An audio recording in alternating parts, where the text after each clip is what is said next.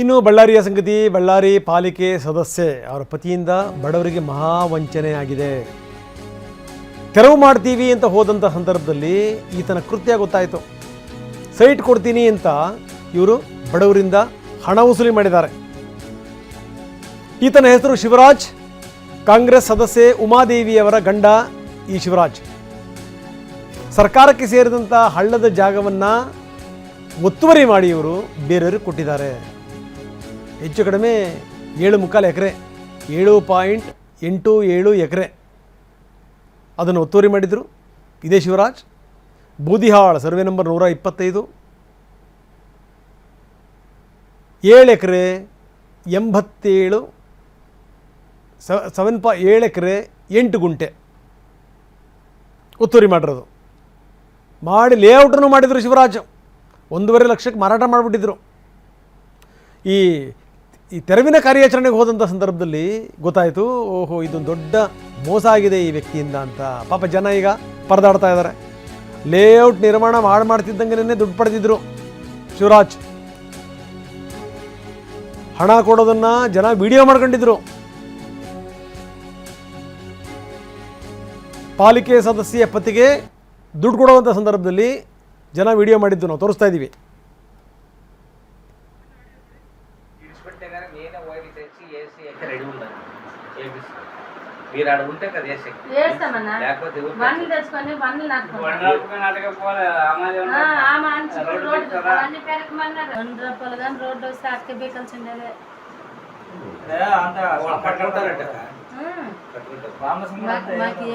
నిల్లోటే చేపించాడు.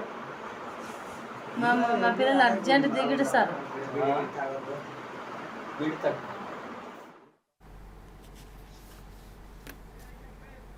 ನಮ್ಮ ಪ್ರತಿನಿಧಿ ವಿನಾಯಕ್ ಅಲ್ಲಿ ಜನರ ಜೊತೆ ಮಾತಾಡಿದ್ದಾರೆ. ಬನ್ನಿ ಏನು ಹೇಳ್ತಾರೆ ನೋಡೋಣ.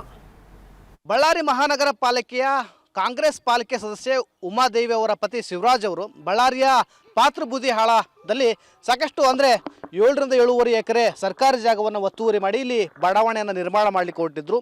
ಅಂದರೆ ಇಲ್ಲಿ ಬಡವರಿಂದ ಸರಿಸುಮಾರು ಒಂದು ಸೈಟ್ಗೆ ಅಂದರೆ 20ರಿಂದ 30 ಅಡಿ ಏನು ಅಳತೆಯಲ್ಲಿರ್ತಕ್ಕಂಥ ಒಂದು ಸೈಟ್ಗೆ 1ರಿಂದ 1.5 ಲಕ್ಷ ಹಣವನ್ನು ಬಡವರಿಂದ ಪಡ್ಕೊಂಡು ಇಲ್ಲಿ ಜಾಗವನ್ನು ಕೊಡ್ತೀವಿ, ನೀವು ಇಲ್ಲಿ ಮನೆ ಕಟ್ಕೊಳ್ಳಿ, ಕಾಂಗ್ರೆಸ್ ಸರ್ಕಾರ ಇದೆ, ನಾವೇ ಪಾಲಿಕೆ ಸದಸ್ಯರಿದ್ದೇವೆ, MLA ಅವರು ಕೂಡ ನಮ್ಮ ಪರವಾಗಿದ್ದಾರೆ, ನಾವು ನಿಮಗೆ ಮನೆ ಮಾಡಿಕೊಡ್ತೀವಿ ಅಂತ ಹೇಳಿ ಜನರಿಂದ ಹಣ ಪಡ್ಕೊಂಡು ಇಲ್ಲಿ ಜಾಗವನ್ನು ಕೊಟ್ಟಿದ್ದರು. ಅದೇ ಪ್ರಕಾರವಾಗಿ ಜನ ನಂಬಿಕೊಂಡು ಇಲ್ಲಿ ಮನೆಗಳನ್ನು ನಿರ್ಮಾಣ ಮಾಡಿದರು. ಲಕ್ಷಾಂತರ ರೂಪಾಯಿ ಸಾಲ ಮಾಡಿಕೊಂಡು ಬಡ್ಡಿ ಕಟ್ಕೊಂಡು ಮನೆಗಳನ್ನು ನಿರ್ಮಾಣ ಮಾಡ್ಕೊಂಡಿದ್ರು. ಆದರೆ ಇದೀಗ ಜಿಲ್ಲಾಡಳಿತ ಏಕಾಏಕಿ ಇಲ್ಲಿ ಬಂದು ಈ ಮನೆಗಳನ್ನ ಒಡೆಯುವಂಥ ಪ್ರಯತ್ನ ಮಾಡಿರುವಂಥದ್ದು. ಸಾಲ ಮಾಡ್ಕೊಂಡು ಮನೆ ಕಟ್ಟಿದ್ವಿ, ಈಗ ಒಡೆದು ಹಾಕುವಂಥ ಪರಿಸ್ಥಿತಿ ಬಂದಿದೆ ಅಂತ ಹೇಳ್ತಾ ಇದ್ದಾರೆ. ಈಗ ನಾನು ಮಹಿಳೆಯರನ್ನು ಕೂಡ ಮಾತಾಡ್ತೀನಿ. ಅಮ್ಮ, ನೀವು ಇಲ್ಲಿ ಜಾಗ ತೊಗೊಂಡಿದ್ರ, ಮನೆ ಕಟ್ಟಿದ್ರ, ಏನಾಗಿತ್ತು, ಏನಾಯ್ತು? ಮನೆ 1.5 ಲಕ್ಷ ಒಂದೊಂದು ಪ್ಲಾಟಿಗೆ ಕೊಟ್ಟಿವಿ ಸರ್. ನಾವು ಕಟ್ಕೊಂಡ್ರಿ, ಸರ್ಕಾರ ನಮ್ದೈತೆ, ನಾನು ಐದಿನಿ, ನಿಮಗೆ ಏನು ಭಯ ಹೇಳ್ಬೇಡ್ರಿ, ನೀವು ಹಾಕ್ಕೊಡ್ರಿ ಅಂದನ್ ಸರ್. 3 ವರ್ಷ ಆಯ್ತು ಸರ್ ನಾವು ತಗೊಂಡು. ಇವಾಗ ಹಾಕ್ಕೊಡ್ರಿ ಅಂದರೆ ನಾವು ಸಾಲ ತಂದಿದ್ರಾಗ ಇಕ್ಕಿವಿ ಸರ್. ನಾವು ಗೋಡೆ ಕೆಲ್ಸಕ್ಕೆ ಹೋಗ್ತೀವಿ ಸರ್, ಅಪಾರ್ಟ್ಮೆಂಟ್ ಫನಿ ಕೆಲ್ಸದಾಗ ಹೋಗ್ತೀವಿ, ಬೆಂಗಳೂರು ಹೈದ್ರಾಬಾದ್ ಎಲ್ಲ. ಅಲ್ಲಿ ದುಡ್ಕೊಂಡ್ಬಂದು ಸಾಲ ತಂದು ಇದ್ರಾಗ ಇಕ್ಕಿವಿ ಸರ್ ನಾವು. ಇವಾಗ ಸರ್ಕಾರದಿಂದ ಬಂದು ಅವರೆಲ್ಲ ಕೆಡ್ಸ್ಬಿಟ್ಟಾರ ಸರ್. ನಮ್ಗೆ ಏನೇನು ಕೊಟ್ಟಿಲ್ಲ ಸರ್, ನೋಟಿಸ್ ಗಿಟಿಸ್ ಎಲ್ಲ. ಜಾಗ ಕೊಟ್ಟವ್ರು ಯಾರು? ಇಲ್ಲಿ ದಾಖಲಾತಿಗಳನ್ನು ಕೊಟ್ಟಿದ್ದಾರೆ ನಿಮ್ಮ ಜಾಗ? ಶಿವರಾಜ್ ಸರ್, ಶಿವರಾಜ್ ಅಂತ ಅಪ್ಪ ಕೊಟ್ಟನ್ ಸರ್. ನಾನು ಐದನ್ನ ಹಾಕ್ಕೊಡ್ರಿ, ನೀವೇನು ಭಯ ಬೀಳ್ಬೇಡ್ರಿ ಅಂದನ್ ಸರ್ ಅಪ್ಪ. ಮತ್ತು ಇವಾಗ ಏನು ಮಾಡಬೇಕೋ ಗೊತ್ತಿಲ್ಲ ಸರ್. ಇವಾಗ ಬಾಡಿಗೆ ಮನೆಗೆ ಇದೀವಿ ನಾವು. ಒಂದು ತಿಂಗಳಿಗೆ 5,000 ಬಾಡಿಗೆ ಮನೆಗೆ ಆಗಕ್ಕಿಲ್ಲ ಅಂತ ಇದ್ರಾಗ ಹಾಕೊಂಡಂತ ಇದ್ರಾಗ ಬಂದೀವಿ ಸರ್ ನಾವು. ಇವಾಗ ಸರ್ಕಾರ ಬಂದಲ್ಲ ಹಿಂಗೆ ಕೆಡ್ಸ್ಬಿಟ್ಟಾರ ಸರ್. 3 ವರ್ಷ ಆಯ್ತು ನಾವು ತಗೊಂಡು. ಯಾರ್ಯಾರು ಬಂದಿಲ್ಲ ಅಷ್ಟಲ್ಲ. ಇವಾಗ ಬಂದಾರ, ನಿನ್ನ ಮುಂಜಾನೆ ಬಂದಾರ ಅವರು. ಜಾಗ ತಗೊಂಡು ಎಷ್ಟು ವರ್ಷ ಆಯ್ತು? ದಿಢೀರ್ ಬಂದ್ರ? 3 ವರ್ಷ ಆಯ್ತು ಸರ್ ಜಾಗ ತಗೊಂಡು. ಫಸ್ಟ್ ವರ್ಷಕ್ಕೆ ಪ್ಲಾಟ್ ತಗೊಂಡ್ವಿ, 2ನೇ ವರ್ಷಕ್ಕೆ ಬೇಸ್ಮಠ ಮಾಡ್ಕೊಂಡಿವಿ, 3ನೇ ವರ್ಷಕ್ಕೆ ಮನೆ ಕಟ್ಟಿಸ್ದೆ ಎಲ್ಲ. ಇನ್ನೇನು ಇನ್ನೊಂದು 2 ದಿನದಾಗ ಒಳಗೆ ಹೋಗ್ಬೇಕು ಎಲ್ಲ. ಇಲ್ಲೇ ಇದೀವಿ ಸರ್, ಇಲ್ಲೇ ಮನೆಗೆ ಕೆಲಸ ಮಾಡ್ಕೊಂತ ಇಲ್ಲೇ ಮನೆಗೆ ಇದೀವಿ. ಅವ್ರು ಇದ್ದಕ್ಕಿದ್ದಂಗೆ ಒಂದು ನೋಟಿಸ್ ಇಲ್ಲ, ಏನಿಲ್ಲ, ಸುಮ್ಮನೆ ಇದ್ದಕ್ಕಿದ್ದಂಗೆ ಬಂದು ಮನೆಗಳು ಕೆಡಿದ್ರೆ ನಾವು ಎಲ್ಲಂತ ಇರೋಣ ಸರ್. ಸಣ್ಣ ಮಕ್ಕಳನ್ನ ಕಟ್ಕೊಂಡು ಇದೀವಿ ನಾವು, ಸಾಲ ಸೂಲ ಮಾಡ್ಕೊಂಡು ಇದು ಮಾಡ್ಕೊಂಡಿದ್ದೀವಿ.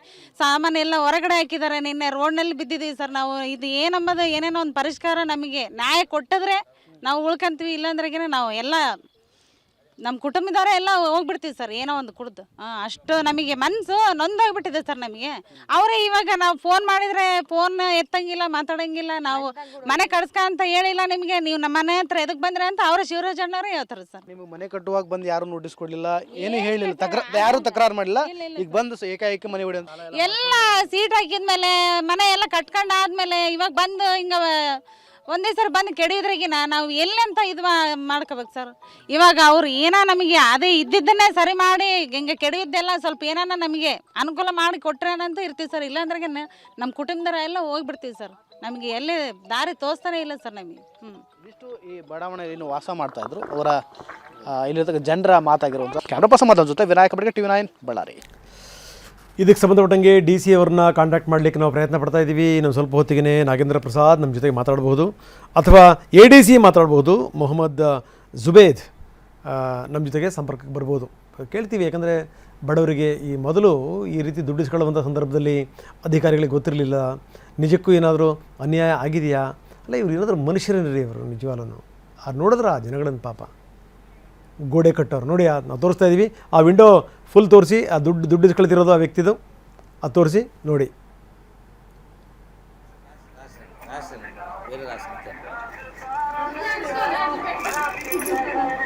ఫోన్ పోవడం లేదు కదమ్మా, రాసిన వేరే రాసిన ఫోన్ పోవడం లేదు కదమ్మా, రాసిన. ಸೊ ಇದು ಸಂಗತಿ ನೋಡಿ. ಆ ಮನುಷ್ಯ ದುಡ್ಡು ಇಸ್ಕೊತಿರೋದು, ಕೆಲವರು ವಿಡಿಯೋ ಮಾಡ್ಕೊಂಡಿದ್ದಾರೆ, ಒಳ್ಳೆ ಕೆಲಸ ಮಾಡಿದ್ರು. ಅಲ್ಲ, ನನಗೆ ತುಂಬ ಆಶ್ಚರ್ಯ ಅನಿಸೋದು, ಈ ಗೋಡೆ ಕಟ್ಟಕ್ಕೆ ಹೋಗ್ತಾರೆ ಪಾಪ, ಬೆಂಗಳೂರು ಆ ಕಡೆ ಈ ಕಡೆ ಬಳ್ಳಾರಿಯಿಂದ ವಲಸೆ ಹೋಗಿರ್ತಾರೆ ಜನಗಳು, ಕಡು ಬಡವರು. ಇವ್ರ ಹತ್ರ ದುಡ್ಡು ತಿಂದಿರುವಂಥವ್ರು ಉದ್ಧಾರ ಆಗಿ ಸಾಧ್ಯ ಏನ್ರಿ?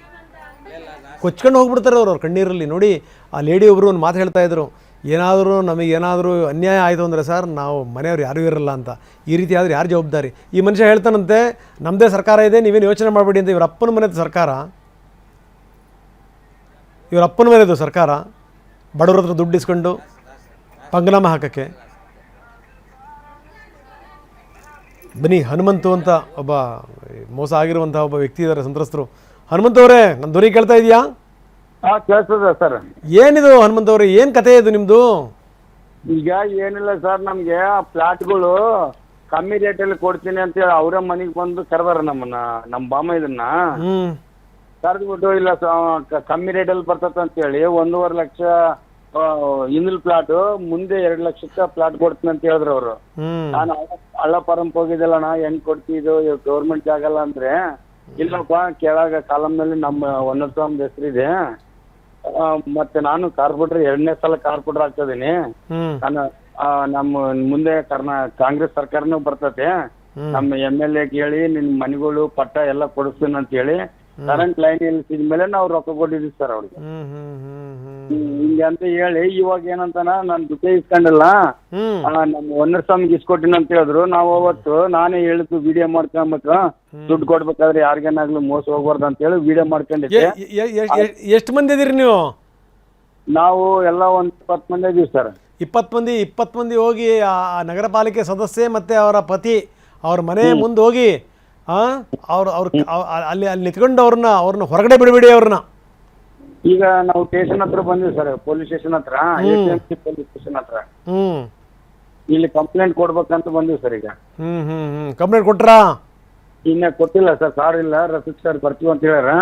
ಬಂದ ಕೂಡಲೇ ಕಂಪ್ಲೇಂಟ್ ಕೊಡ್ತೀವಿ ಸರ್. ಇಲ್ಲೇ ಸ್ಟೇಷನ್ ಹತ್ರ ಇದೀವಿ. ಕಂಪ್ಲೇಂಟ್ ಕೊಟ್ಬಿಟ್ಟು ಮುಂದೆ ಯಾರ ಹತ್ರ ಹೋಗ್ಬೇಕು ಗೊತ್ತಿಲ್ಲ. ನಾನು ಕೂಡ ರಂಗನಾಥ್ ಸರ್ ಹತ್ರನೇ ಮಾತಾಡ್ಬೇಕಂತಿದ್ದೆ ಸರ್.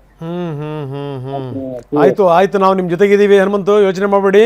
ನಿಮಗೆ ನ್ಯಾಯ ಸಿಗೋ ತನಕ ನಾವು ಬಿಡಲ್ಲ. ಹ್ಞೂ ಸರ್, ಹತ್ರ ಕಂಪ್ಲೇಂಟ್ ಕೊಡ್ತೀವಿ ಸರ್. ಈಗ ಇದು ನಿಮಗೆ TV9 ಕೊಡ್ತಿರುವಂತ ವಾಗ್ದಾನ. ನಿಮ್ಮ ರೊಕ್ಕ ನಿಮಗೆ ವಾಪಸ್ ಬರಬೇಕು. ದುಡ್ದಿರೋ ರೊಕ್ಕ ರೀ ಇವು. ಬೆವರು ಸುರಿಸಿ ದುಡ್ದಿರಿ ಸರ್. ನಾವು ಗೋವಿ ಒಡ್ಡಾರ ಸಮಾಲ್ತವ್ರು ಸರ್. ನಾವು ನೋಡಿ, ನಾವು 1 ತಿಂಗಳು ಮನೆಯಾಗಿರೋದಿಲ್ಲ ಸರ್, ನಮ್ ಸ್ವಂತ ಮನೆಯಲ್ಲಿ. ನಾವು ಬೆಂಗಳೂರು, ಹೈದ್ರಾಬಾದ್ ಹಂಗೆಲ್ಲ ಹೋಗ್ತೀವಿ ಅಪಾರ್ಟ್ಮೆಂಟ್ಗಳಿಗೆ. ಅಲ್ಲೇ ಅಪಾರ್ಟ್ಮೆಂಟ್ ಗಳಿಗೆ ಶೆಡ್ ಹಾಕೊಂಬೋದು, ಅಲ್ಲೇ ಜೀವನ ಮಾಡೋದು, ದುಡ್ಡು ತಗೋದು, ಸಾಲ ಮಾಡಿದ್ದು ಅದನ್ನ ಕಟ್ಟೋದು, ಮತ್ತು 1 ವಾರ 2 ವಾರ ಇರೋದು, ಮತ್ತೆ ಹೋಗೋದು ಸರ್. ಅಷ್ಟೇ ನಮ್ ಜೀವನ ಪೂರ್ತಿ. ನಿಮ್ಮಂತವ್ರ ಹತ್ರ ದುಡ್ಡು ತಿಂದು ಏನು ಉದ್ಧಾರ ಆಗ್ತಾರ್ರಿ ಇವರು ಹನುಮಂತು? ಅಲ್ಲ ಸರ್, ಇತ್ತವ್ರು ಮತ್ತೆ ಕಾಂಗ್ರೆಸ್ ಲೀಡ್ರು, ನಾನು ಕಾಂಗ್ರೆಸ್ ಗೌರ್ಮೆಂಟ್ ಇದೆ, ನಾನು ಏನ್ ಇವಾಗ ಕೂಡ ಏನಂತಾರೆ ಸರ್ ಅವರು ಹಿಂಬಾಲಕರು, ಅವ್ರ ಹಿಂಬಾಲಕರು ಬಂದು ನೀವು ಯಾರಿಗೆ ಹೇಳ್ಬೇಡ್ರಿ, ಒಂದು ತಿಂಗಳ ಟೈಮ್ ಕೊಡ್ರಿ, ನಿಮ್ಗೆ ಪಟ್ಟಣ ಕೊಡ್ತೀವಿ, ಮತ್ತೆ ಅದೇ ಅದೇ ಜಾಗದಲ್ಲಿ ಗೌರ್ಮೆಂಟ್ ಮನೆ ಕಟ್ಕೊಡ್ತೀವಿ ಅಂತ ಹೇಳ್ತಾರೆ ಸರ್ ಈಗ. ಹಲೋ ಮಾತಾಡ್ರಿ. ಹಲೋ, ಅದೇ ಸರ್ ಈಗ ಅವ್ರು ಈ ತರ ಮಾತಾಡ್ತಾ ಇದಾರೆ, ನಾವು ಅದನ್ನೆಲ್ಲ ನಂಬಿಲ್ಲ. ನಾವು ಫಸ್ಟ್ ಪೊಲೀಸ್ ಸ್ಟೇಷನ್ ಕಂಪ್ಲೇಂಟ್ ಕೊಡೋಣ ಅಂತ ಹೇಳಿದ್ವಿ, ನಾವು ಕಂಪ್ಲೇಂಟ್ ಕೊಡ್ತಾ ಇದೀವಿ ಸರ್ ಈಗ. ನಿಮ್ಮ ಭಾಗದಲ್ಲಿ MLA ಯಾರು? ಭರತ್ ರೆಡ್ಡಿ ಅವರಾ? ಹಾ, ಭರತ್ ರೆಡ್ಡಿ ಸರ್. ಭರತ್ ರೆಡ್ಡಿ ಅವರು ನಮ್ಗೆ ಒಳ್ಳೆ ಇದೇ ಇದಾರ. ಭರತ್ ರೆಡ್ಡಿ ಅವ್ರನ್ನ ಕರ್ಕೊಂಡು ಹೋಗ್ಬೇಕಾಯ್ತು, ನೀವು ಅವ್ರ ಮನೆಗೆ ಹೋಗ್ಬೇಕಾಗಿತ್ತು. ಈಗ ಹೋಗ್ತೀವಿ ಸರ್, ಸಾಯಂಕಾಲ ಅವ್ರ ಮನೆ ಮುಂದೆ ಕುಂತ್ಕೊಂತೀವಿ, ಭರತ್ ರೆಡ್ಡಿ ಸರ್ ಮನೆ ಮುಂದೆ. ನಾವು ಭರತ್ ರೆಡ್ಡಿ ಅವ್ರ ಜೊತೆಗೂ ಕೂಡ ಮಾತಾಡಕ್ಕೆ ಟ್ರೈ ಮಾಡ್ತಾ ಇದೀವಿ. ನೋಡೋಣ. ಹನುಮಂತವ್ರೆ, ನೀವು ಒಳ್ಳೆ ಕೆಲಸ ಮಾಡಿದ್ರಿ. ರೊಕ್ಕ ಕೊಡ್ಬೇಕಾದ್ರೆ ನೀವು ವಿಡಿಯೋ ಮಾಡ್ಕೊಂಡ್ರಿ ನೋಡ್ರಿ, ನಿಮ್ಮ ಬುದ್ಧಿವಂತಿಕೆಗೆ ಮೆಚ್ಚಬೇಕು. ವಿಡಿಯೋ ಇದ್ರೆ ಇವತ್ತು ನಮ್ ದುಡ್ಡು ಕೂಡ ಇಲ್ಲ ಸರ್ ನಮ್ಗೆ. ಅಪ್ಪ ಏನ್ ಮಾಡ್ದ, ಈ ಅಗ್ರಿಮೆಂಟ್ ಮೇಲೆ ಸೈನ್ ನಾನ್ ಮಾಡೋದಿಲ್ಲ, ನಮ್ಮವ್ರ ಹೆಸರು ಮೇಲೆ ಇದೆ, ನಮ್ಮ ಅಳಿಯನ ಅವನು ಅಳಿಯಂತ ಮಾಡಿಸ್ತೀನಿ ಅಂದ್ರೆ ನಾನು ಈ ವಿಡಿಯೋ ಮಾಡಿಸಿದೆ. ದುಡ್ಡು ಕೊಡ್ಬೇಕಾದ್ರೆ ವಿಡಿಯೋ ಮಾಡಿಸ್ಕೊಂಡಿದ್ದಕ್ಕೆ ಇವತ್ತು ನಾವು ಬಚಾವಾಗಿ ಅಂತ ನನ್ನ ಇದಿದೆ ಸರ್. ಇಲ್ಲ ನಿಮ್ಗೆ ನ್ಯಾಯ ಸಿಗಬೇಕು. ಭೂಮಿ ಸಿಗುತ್ತೋ ಇಲ್ವೋ, ಆದರೆ ಕೊಟ್ಟಿರೋ ದುಡ್ಡು ಮಾತ್ರ ನಿಮಗೆ ಖಂಡಿತ ಸಿಗಬೇಕು. ಹನುಮಂತವ್ರೆ, ನೀವು ಯೋಚನೆ ಮಾಡಬೇಡಿ. ಓಕೆ, ನಿಮ್ಮ ಜೊತೆ ನಾವು ಇದ್ದೀವಿ. ಓಕೆ, ಎಸ್ DC ಅವ್ರನ್ನೂ ಕೂಡ ಇದ್ರ ಜೊತೆಗೆ ನಾವು ಮಾತಾಡೋಕ್ಕೆ ಟ್ರೈ ಮಾಡ್ತಾ ಇದ್ದೀವಿ. ನಾಗೇಂದ್ರ ಪ್ರಸಾದ್ ಅವ್ರನ್ನ ಅವ್ರು ರಿಸೀವ್ ಮಾಡ್ತಾ ಇಲ್ಲ. ADC ಅವರು ಮೊಹಮ್ಮದ್ ಜುಬೇದ್ ಅವರು, ಅವ್ರಿಗೆ ನಾವು ಟ್ರೈ ಮಾಡ್ತಾ ಇದ್ದೀವಿ, ಅವರು ಕೂಡ ಫೋನ್ ರಿಸೀವ್ ಮಾಡ್ತಾ ಇಲ್ಲ. ನಾನು ಹೇಳ್ತಾ ಇದ್ದೀನಿ, ದಯವಿಟ್ಟು ಫೋನ್ ರಿಸೀವ್ ಮಾಡಿ. ಈ ಮುಖಾಂತರ ಬಡವರಿಗೆ ಅನ್ಯಾಯ ಆಗಿದೆಯಾ, ಅವ್ರಿಗೆ ನ್ಯಾಯ ಒದಗಿಸ್ಕೊಡುವಂಥದ್ದು ನಿಮ್ಮ ಜವಾಬ್ದಾರಿ ಸರ್. ಇದು ನನ್ನ ಸಿನ್ಸಿಯರ್ ರಿಕ್ವೆಸ್ಟ್ DC ಗೆ ಮತ್ತು ADC ಗೆ. ಆ್ಯಂಡ್ ನಾರಾ ಭರತ್ ರೆಡ್ಡಿ ಅವರೇ, ನೀವು MLA, ನೀವು ಈ ಭಾಗದಲ್ಲಿ ನೀವು ವಿಧಾನಸಭೆಯಲ್ಲಿ ವಿಧಾನಸೌಧದಲ್ಲಿ ಅಬ್ಬರಿಸಿ ಬೊಬ್ಬೆರಿತೀರಿ. ದಯವಿಟ್ಟು ಫೋನ್ ರಿಸೀವ್ ಮಾಡಿ, ಮಾತಾಡಿ. ಇವರಿಗೆ ನೀವು ನ್ಯಾಯ ಒದಗಿಸ್ಕೊಡ್ಬೇಕು, ನಿಮ್ಮ ಜವಾಬ್ದಾರಿ. ಸುಮ್ಮನೆ ನೀವು ಫೋನ್ ರಿಸೀವ್ ಮಾಡ್ದೇ ನಾಟ್ ರೀಚಬಲ್ ನಾಯಕರು ಅಂತ ಅನಿಸ್ಕೋಬೇಡಿ. ನಿಮ್ಮಲ್ಲೊಂದು ಎನರ್ಜಿ ಇದೆ, ನಿಮ್ಮದೇ ಸರ್ಕಾರ ಇದೆ. ದಯವಿಟ್ಟು ನೀವು ನ್ಯಾಯ ಒದಗಿಸ್ಬೇಕು. ನಿಮ್ಮ ಪಾರ್ಟಿಯ ಪಾಲಿಕೆ ಸದಸ್ಯೆ ಉಮಾದೇವಿಯವರ ಪತಿ ಜನಸಾಮಾನ್ಯರಿಂದ ದುಡ್ಡಿಸ್ಕೊಂಡಿರುವಂಥ ಪುಣ್ಯಾತ್ಮ ಶಿವರಾಜನ್ನು ನೀವೇ ಕರ್ಕೊಂಬಂದು ನಿಲ್ಲಿಸಿ, ಶಿವರಾಜ್ ಕೈಯಿಂದ ಈ ಜನಗಳಿಗೆ ದುಡ್ಡು ಎಣಿಸಿ ಕೊಡಿಸ್ಬೇಕು. That is your responsibility sir. Bharath Reddy ಅವರೇ, ನೀವು ಎಷ್ಟರ ಮಟ್ಟಿಗೆ ಸ್ಪಂದಿಸ್ತೀರಿ ನೋಡೋಣ. ಯಾಕೆ ನಾವು ಈ ಮಾತನ್ನು ಹೇಳ್ತಾ ಇದ್ದೀವಿ ಅಂತಂತಂದರೆ, ಈ ಮಾತುಗಳನ್ನು ನಾನು ಹೇಳ್ತಾ ಇದ್ದೀನಿ, DC ಅವರೂ ಕೇಳ್ತಾ ಇರ್ತಾರೆ, ADC ಅವರೂ ಕೇಳ್ತಾ ಇರ್ತಾರೆ, ಭರತ್ ರೆಡ್ಡಿಯವರು ಕೂಡ ಚೆನ್ನಾಗಿ ಕೇಳ್ತಾ ಇರ್ತಾರೆ. ಗೊತ್ತು ನಮಗೆ ಯಾರ್ಯಾರ ಹಣೆ ಬರಹ ಏನು ಅನ್ನುವಂಥ ತುಂಬ ಚೆನ್ನಾಗಿ ಗೊತ್ತು. ಅಧಿಕಾರಿಗಳಿಗೆ ಕೇಳ್ತಾ ಇರ್ತಾರೆ, ಬಾಯಿಲ್ಲ ಮಾತಾಡೋಕ್ಕೆ. ಈಗ ಅವನು ಸರ್ಕಾರಿ ಜಾಗನ ಅಲ್ಲಿ ಅಳತೆ ಮಾಡಿ ಅವ್ರಿಗೆ ಹಂಚಬೇಕಾದ್ರೆ ಒಂದು ಸರ್ಕಾರಿ ವ್ಯವಸ್ಥೆನ ಕತ್ತೆ ಕಾಯ್ತಿತ್ತ? ಸಂಬಂಧಪಟ್ಟಂಥ ಅಧಿಕಾರಿಗಳಿಂದ ಕತ್ತೆ ಕಾಯ್ತಾ ಇದ್ರಾ? ಜನಸಾಮಾನ್ಯರು ದುಡ್ಡು ಕೊಟ್ಟರಲ್ಲ ಪಾಪ, 1.5 ಲಕ್ಷ. ಅವನು ಇಸ್ಕೊಂಡಿರೋಂಥ ವ್ಯಕ್ತಿ ಹೇಳ್ತಾನಂತೆ, ಇದು ನಮ್ಮ ಸರ್ಕಾರ, ಮುಂದೆ ನಮ್ಮ ಸರ್ಕಾರನೇ ಬರುತ್ತೆ, ಎಲ್ಲ ನಿಮಗೆಲ್ಲ ಹಕ್ಕುಪತ್ರಗಳನ್ನು ಕೊಟ್ಬಿಡ್ತೀವಿ, ಯೋಚನೆ ಮಾಡಿಬಿಡಿ ಅಂತ. ಇವರ ಅಪ್ಪನ ಮನೆದ ಸರ್ಕಾರ? ಜನಸಾಮಾನ್ಯರದ ದುಡ್ಡು ಎಣಿಸ್ತಿರಲ್ಲ, ನಾಚಿಕೆ ಆಗಲ್ವ ನಿಮಗೆ? ಮಾನ ಮರ್ಯಾದೆ ಬೇಡವಾ? ಅವರ ಕಣ್ಣೀರಲ್ಲೇ ಕೊಚ್ಕೊಂಡು ಹೋಗ್ತೀರಿ ನೀವು ನಿಮ್ಮ ಯೋಗ್ಯತೆಗೆ. ಸಂಬಂಧಪಟ್ಟಿರೋದ್ರಂತೆ ಮುಲಾಜಿಲ್ದಂಗೆ ವಸೂಲಿ ಮಾಡಿಸ್ಕೊಡ್ಬೇಕು ದುಡ್ಡನ್ನು. ನೋಡೋಣ ಇವತ್ತು ಪೊಲೀಸರು ಎಷ್ಟರ ಮಟ್ಟಿಗೆ ಸ್ಪಂದಿಸ್ತಾರೆ ಏನು ಅಂತ. ಕಂಪ್ಲೇಂಟ್ ಲಾಡ್ಜ್ ಆಗ್ತಾ ಇದೆ. ಕಂಪ್ಲೇಂಟ್ ಲಾಡ್ಜ್ ಆದಮೇಲೆ ಈ ಸಂಬಂಧಪಟ್ಟಂಥ ಈ ವ್ಯಕ್ತಿಯನ್ನು, ಈ ಪಕ್ಷ ನಾನು ಕಾಂಗ್ರೆಸ್ ಪಾರ್ಟಿಗೂ ಕೂಡ ಹೇಳ್ತಾ ಇದ್ದೀನಿ, DK ಶಿವಕುಮಾರ್ ಅವರು ಕೂಡ ಇದನ್ನು ಕೇಳಿಸ್ಕೊತಾರೆ ಅಂತ ನಾನು ಭಾವಿಸ್ತೀನಿ. KPCC ಅಧ್ಯಕ್ಷರು ಸರ್, ದಯವಿಟ್ಟು ಅವ್ರ ಸಿನ್ಸಿಯರ್ ರಿಕ್ವೆಸ್ಟ್, ನಿಮ್ಮ ಜನಪ್ರತಿನಿಧಿ ಯಾರಿದಾರಲ್ಲ ಅಲ್ಲಿ ಸದಸ್ಯೆ, ಅವ್ರ ಜೊತೆ ಮಾತಾಡಿ ಏನಿದು ಕತೆ ಅಂತ ಹೇಳಿದ್ದ. ಪಕ್ಷಕ್ಕೆ ಕೆಟ್ಟ ಹೆಸರು. ಪಕ್ಷವೂ ಕೂಡ ಅವ್ರ ಮೇಲೆ ಮುಲಾಜಿಲ್ಲದೆ ಕ್ರಮ ಜರುಗಿಸಬೇಕು. ರಾಜಕಾರಣಿಗಳು ಕೂಡ ಯಾವುದೇ ಒತ್ತಡ ಹಾಕದೇ ಅಲ್ಲಿ ಪೊಲೀಸರು ತುಂಬ ಅದ್ಭುತವಾಗಿ ಕೆಲಸ ನಿರ್ವಹಿಸ್ತಾ ಇದ್ದಾರೆ. ಅಲ್ಲಿ lady officer, she is a wonderful lady, ಮುಲಾಜಿಲ್ಲ ಅವರು. ಅವ್ರ ಜೊತೆಗಿರುವಂಥವ್ರು ಕೂಡ ಹಾಗೇನೇ, ಯಾವನಾರೇ ಮೋಸ ಮಾಡಿದ್ರೆ ಹೆಡಮುರಿ ಕಟ್ತಾರೆ, ಗೊತ್ತು ನಮಗೆ. ಅವ್ರ ಪಾಡಿಗೆ ಅವರು ಕಾರ್ಯಾಚರಣೆ ಮಾಡೋಕ್ಕೆ ಬಿಡಿ. ಈ ರೀತಿ ಜನಗಳದ್ದೆಲ್ಲ ಹಿಂಗೆ ದುಡ್ಡು ಯಾಮಾರಿಸೋದು. 1.5 ಲಕ್ಷ ಪಾಪ ಅವರು ಕೆಲಸಕ್ಕೆ ಹೋಗಿ ದುಡಿದು ಎಲ್ಲೆಲ್ಲೋ ಈ ಬೆಂಗಳೂರಲ್ಲಿ ಕೆಲಸ ಮಾಡ್ತಾರಂತೆ, ಹೈದರಾಬಾದಲ್ಲಿ ಕೆಲಸ ಮಾಡ್ತಾರಂತೆ. ಯೋಗ್ಯತೆ ಬೇಡವೇನ್ರಿ? Very unfortunate. ನೋಡೋಣ, ಇವ್ರಿಗೆ ನ್ಯಾಯ ಸಿಗೋ ತನಕ TV9 ಈ ವಿಚಾರವನ್ನು ಇಲ್ಲಿಗೆ ಬಿಡಲ್ಲ.